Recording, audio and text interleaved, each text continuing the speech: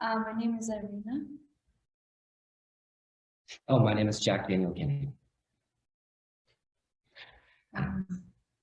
Well, I'm very grateful for this experience, and as I realized this gift of this experience became a gift in my life.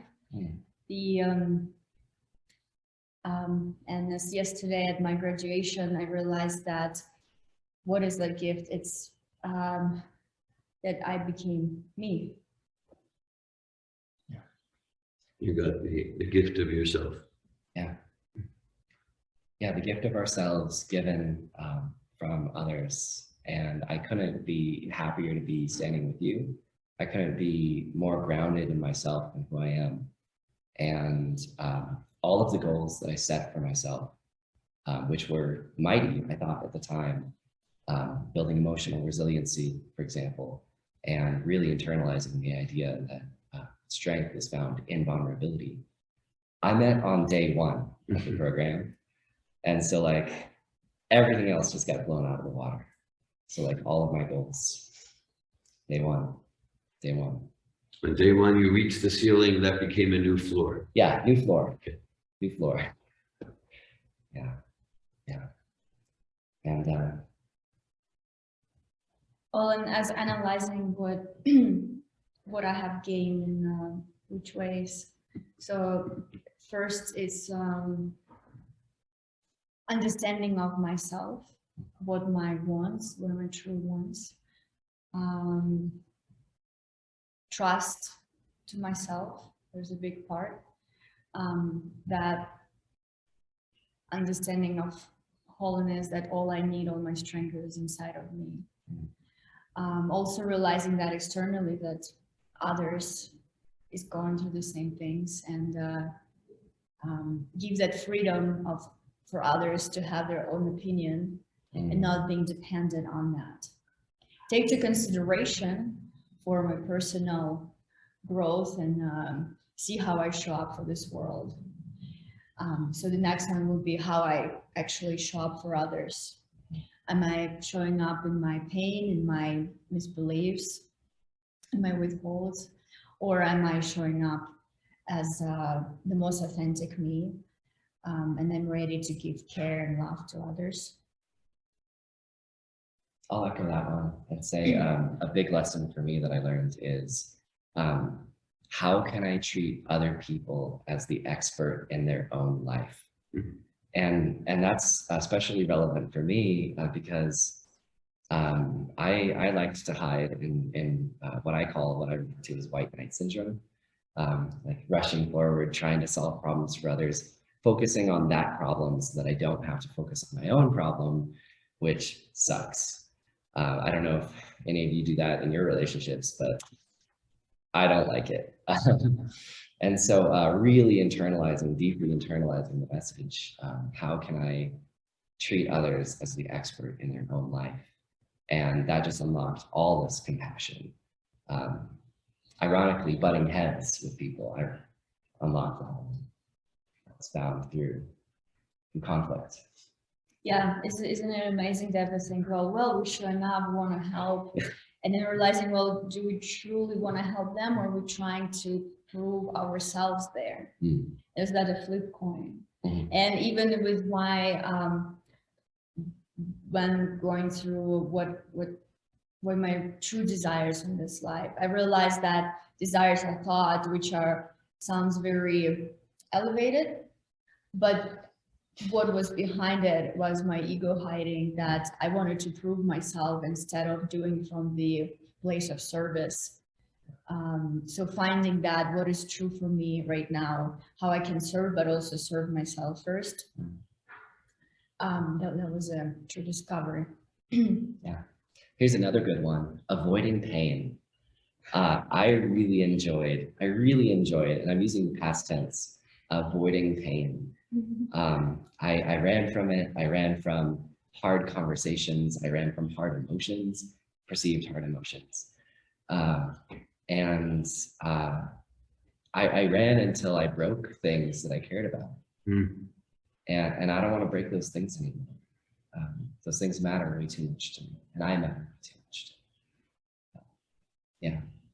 So what's your new strategy rather than avoiding pain? Run towards.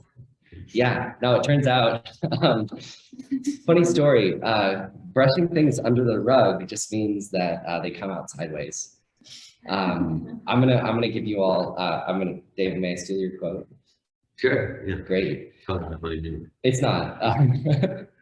Until we make the unconscious conscious, it will direct your life and you will call it fate. That's Carl Jung. Carl Jung, yeah. Let's not give credit to David Wolf. Fair enough. Yeah, so, okay, so now you're enthusiastic, or at least willing to experience pain, and get all the messages that are there rather than numbing it, avoiding it, and kind of avoiding some immediate pain and then really suffering the next day, the next year, the next 10 years. Yes. That's what I'm hearing. Yeah. And leaving behind a wake of broken relationships. Yeah. Yeah, actually, the biggest part of, I think, why I came here is because I said, I am done. I almost cussed really hard there. I am done. Yeah.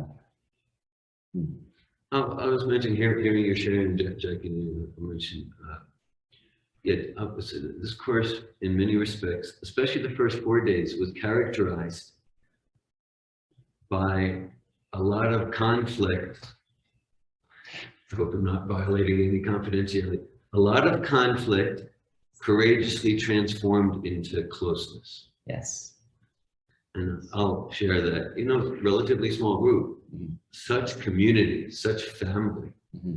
And so like, I say like, that's like the foundation. It's like the essence of true community, or at least a pillar that, because like, well, in healthy community, there's no conflict. Wrong. Human context means conflict. And the capacity to effectively communicate about it, to not avoid pain and to not create unnecessary drama. So I'm so inspired by how your group transform conflict into closeness, and through conflict create a deeper and deeper community. It is a beautiful, inspiring, empowering for me to witness what you created there. Through some apparently pretty sour lemons became such sweet lemonade. Yeah, I said my piece. Yeah. Yeah. Yeah, it sure did. It was true for all of us.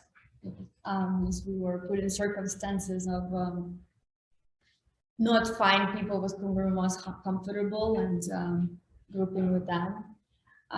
We were truly in this family condition that's what we have to interact with and support each other and be there for each other. And that's, for me, played a really big role in this transformation.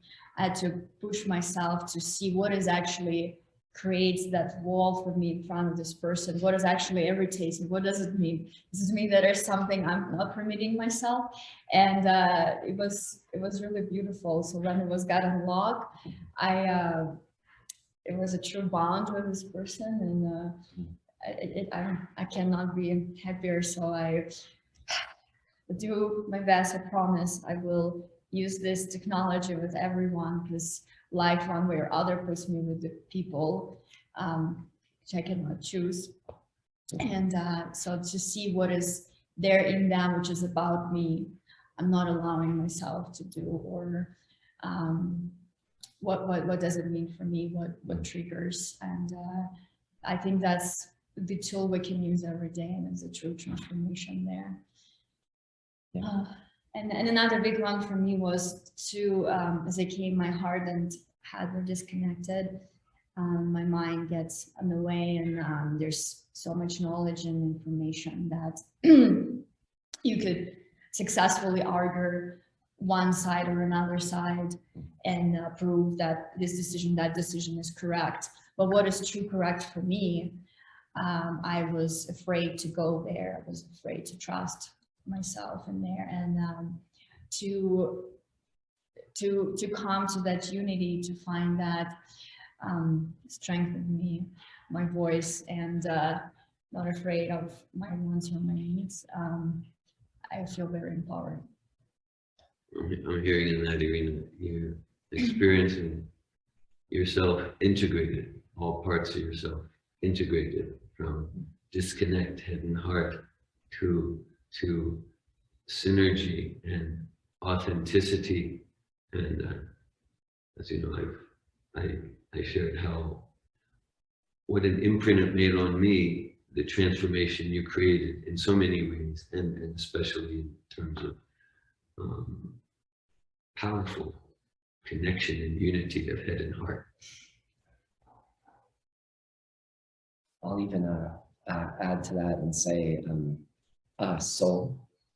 This experience for me deeply connected myself with soul, which was like not even a target, but like just like something that I wanted in my life that I didn't anticipate getting here in particular. I feel like I've reordered, like truly reordered my list of priorities, like where it was mind, body, and then that's it. And now it is soul, and then mind, and then body. And I'm still figuring out the body mind, if that's going to be higher or lower, but soul is on top now, and I'm not interested in moving that. And I also also, just to speak to the conflicts, and no, it wasn't me. I also came into conflict with an individual, and what I found there with a team member was true compassion. And you know, like Sigmund Freud, speaking of projection, Danielle, who brought me a little bit closer, one of our people who are here with us today, who brought me closer into compassion with seeing that in others, which we hate, which we don't like, which we're annoyed by or uncomfortable around, is actually like us looking into the mirror, seeing ourselves. And I found that compassion when I looked into those eyes. I was able to truly like find that place in myself. Oh, this is what I don't like. Oh, this is where this is coming from. And I found true compassion there when I looked into that mirror. And yeah, that was deeply impactful for me. Thanks for sharing that, Jack. And I'm hearing that, yeah, well, like what we shared in the introduction about the one in front of the string of zeros, like you got clarity, and that was like an unexpected surprise gift. The soul, spirit, your spiritual course, soul identity. That's the one in front of the string of zeros. You're not quite sure of the placement of mind and body. You do know that soul is the substratum. It's the foundation for you and for your life, for your value, identity, and existence. Yes, and to be frank, I'm still not sure exactly what the difference is between mind and body. Anyway, yeah. No idea.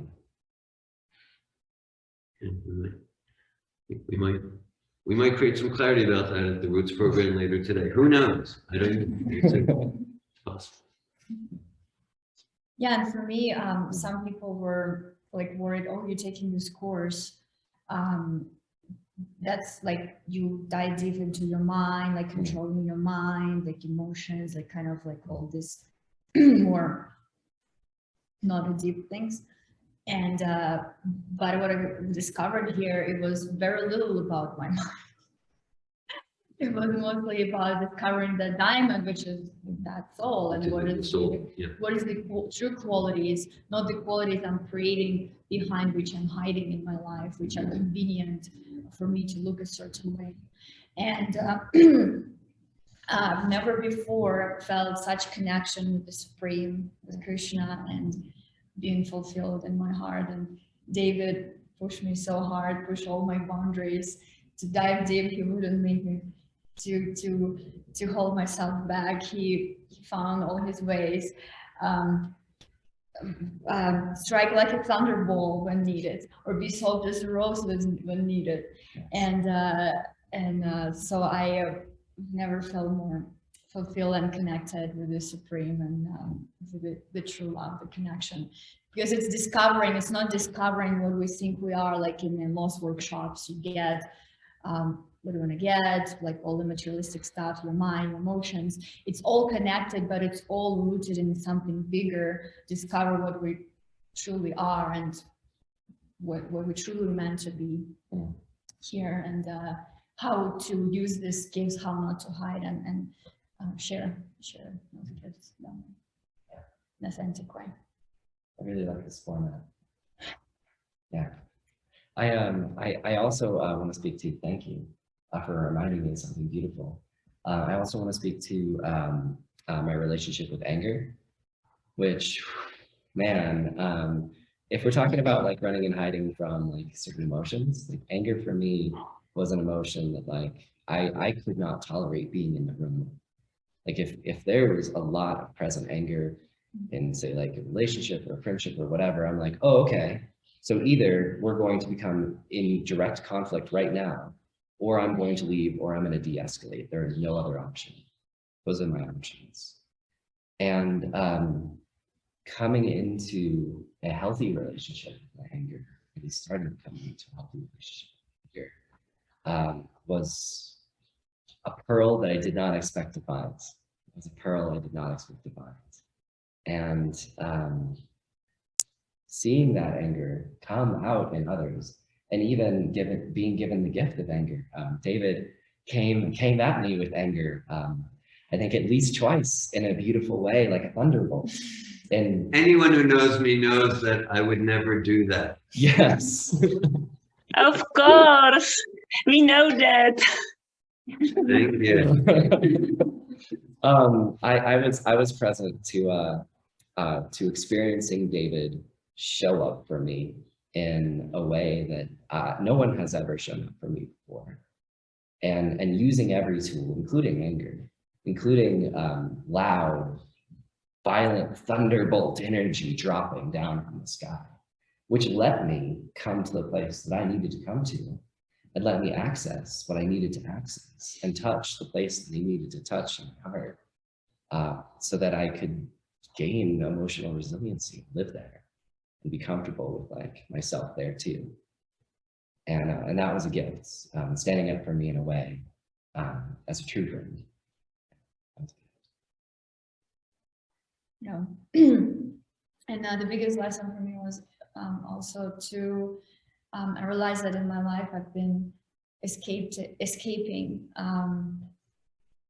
my battlefield. Like I tried to find the shortcut and I didn't want to go through it. I just didn't because I was so scared. I was putting my armor and trying to go through, and then eventually got scared and the excuses why I should not go and just stay here. And so this turning point, the quote David said is, the path to the sainthood lays through the path of the adulthood. And so that's it. If I want to get there, it's not like one day I'll wake up and I'm like, okay, now I can do it. No, I have to put my work into it and don't hide behind excuses, masks, I don't know, philosophy, mind. Yeah, just go and show up and don't identify myself with the failures. So that taking that aside, that it's just my path versus me, it's nothing to do with me. And that's when I had a beautiful analogy in my speech. Yeah. The path to sainthood goes through adulthood. I borrowed that from M. Scott Peck, and it represents so much of your transformation this week and what you're taking into your life. Thank you for that. Thank you for that gift. Yeah, it was day one. It was day one that I connected with forgiveness. I think that was day one. Yeah, yeah. I was able to reach a beautiful spot in my soul where I forgave someone that I had never been able to forgive before. That was day one. Yeah. Yeah, so I guess to summarize, we got way more than we ever expected from this seminar. Mhm. Way more. Like, yeah, as Jack said, his ceiling became his floor in the first day. So truly. It's not to say, not to minimize it by saying that it's a life-changing experience, then it's a turning point. And and also the day we gave us tool with which we can now really diving in our life. So it's not just feeling high in the end of the courses, but most of the courses happens, but actually the tools which will be reminded every day about our transformation and new values and new focus and new us. So we can keep ourselves accountable in that growth, taking further as the true transformation starts after the course when we integrate in our lives.